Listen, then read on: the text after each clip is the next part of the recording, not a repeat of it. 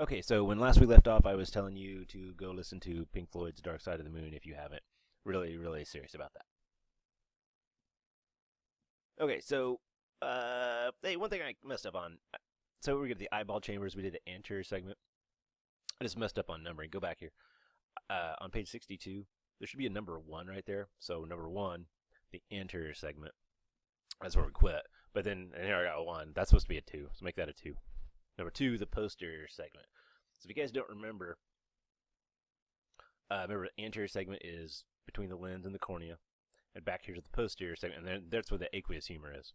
Then here's your vitreous humor. Remember that jello on our cow eyeballs. Okay, let's get rid of that. All right. So what I just said, it's filled with a gelatinous substance called the vitreous humor. So on our eyeballs, it's probably not quite as runny as on the cow eyeballs. And here's what you want to write here. Cut. Paste. All right, what vitreous humor means, glassy fluid. Because it's more solid, than the aqueous humor that sort of flows. Another way it's different, it says here it's present at birth and then maintained throughout life. So pretty much, remember I said the aqueous humor circulates kind of, it's continuously produced and drained in the front of our eye. The vitreous humor is not so, that's not true for that. I don't know if we have exactly the same vitreous humor that we had, the day where we were born.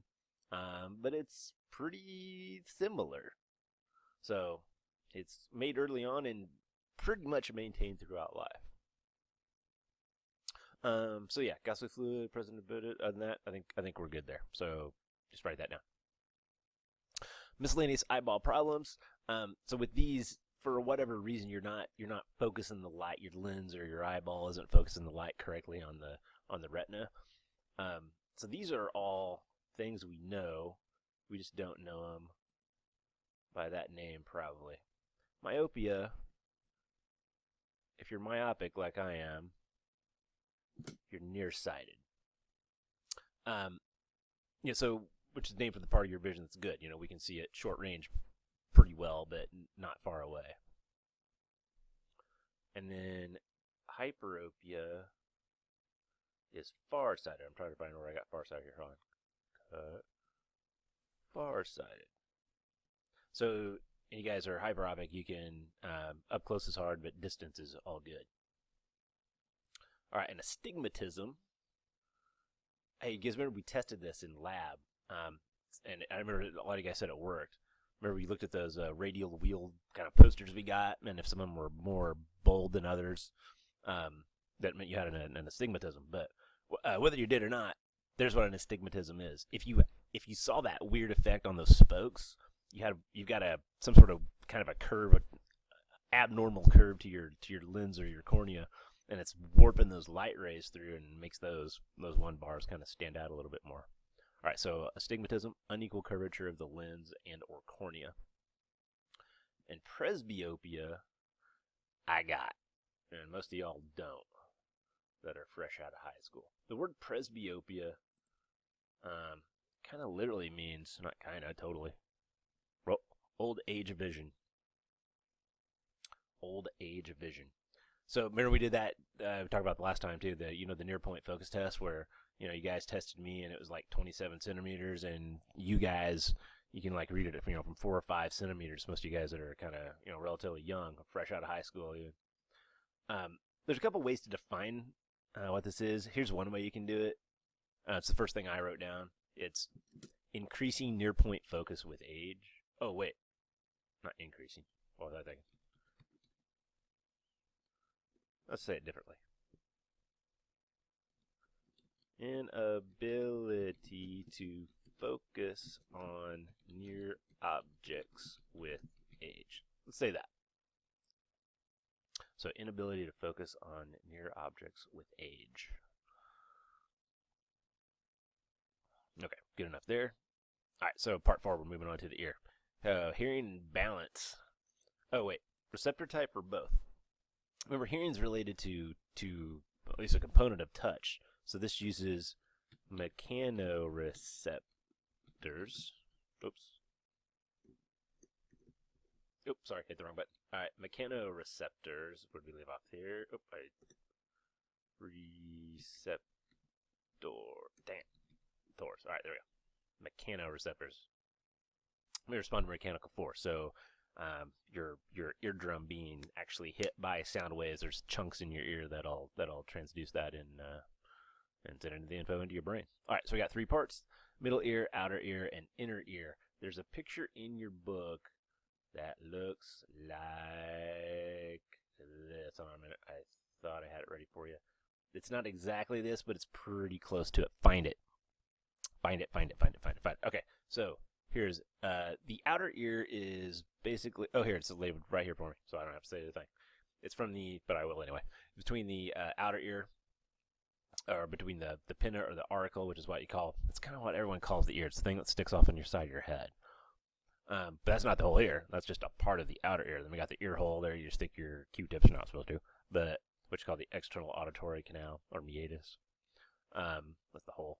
And then here's the tympanic membrane, which is the eardrum. So from the tympanic membrane, the eardrum, until this inner ear stuff, that's the middle ear, and then all this kind of weird looking stuff where we got all these loops and that snail shell looking thing and the bones that surround it. That's the inner ear.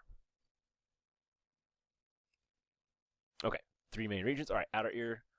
From what we just said, from the pinna to the tympanic membrane. If you guys look on the next page, you know, right there I got the pinna or the auricle. That's the external ear.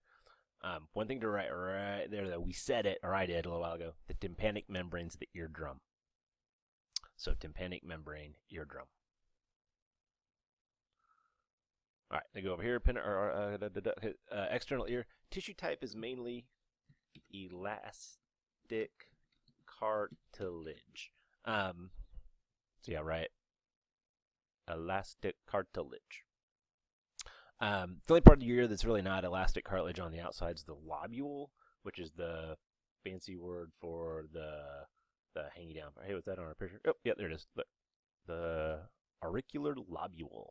That's the only part. And you can see on the inside they cut it away here. And you can see it's just kind of yellow. It's trying to show you it's just fat. It's just adipose tissue. Okay, so there we go. External auditory meatus canal. Remember that's the hole there, and then the canal tunnel in the blank bone. You guys remember the name of the bone? All you guys took an AMI one. Oop, if you didn't see it already, right there in purple. And there's the ear opening. So what's that bone? It's the wherever it's labeled on here. Temporal bone. So in that spot, right, temporal bone. Temporal bone. And if you didn't remember that from Anatomy 1, then punish yourself in some manner. All right, go down here. Ceruminous glands and cerumen. Cerumen is earwax. And so over here, right, earwax. And then down here, these cerumen have it's like underline that or whatever, and then over here have a little arrow, right, earwax. Then by ceruminous glands over here have a little arrow coming down, and then right, these are modified sweat glands. They're a type of, it's like an apocrine sweat gland that's been modified to make earwax. Hey, if you guys remember apocrine sweat glands from Anatomy 1 also, we mentioned pheromones in one of those videos back there somewhere. It's a possible pheromone source in humans. The apocrine, not the cerumen, but they're related to them, is what I was trying to get at there. All right, so in the middle ear, tympanic membrane to the oval window. Oop, I didn't tell you what the oval window was. If you look at, and it's not really labeled on here, but okay, so if you look at this picture, though, I know it's kind of blurry now. Right here, as with these little bones in the middle, they're called ossicles. We're going to talk about them here in a minute, malleus incus stapes.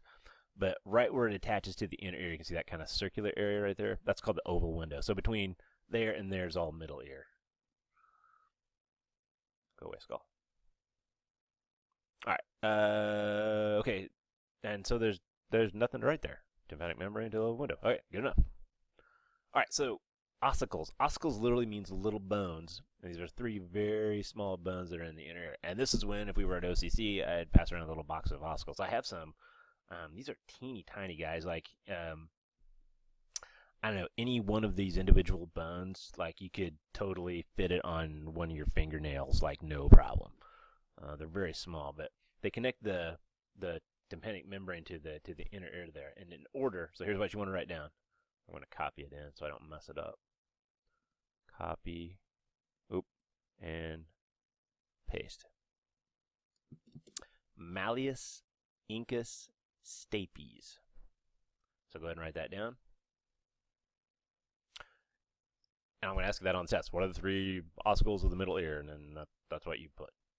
If you want at least partial credit, though, that's the medical, like the kind of Latinized, I guess, terms for them. But if you go down here, I'll give you partial credit if you can even tell me this. What it means, mallet. The malleus means the hammer.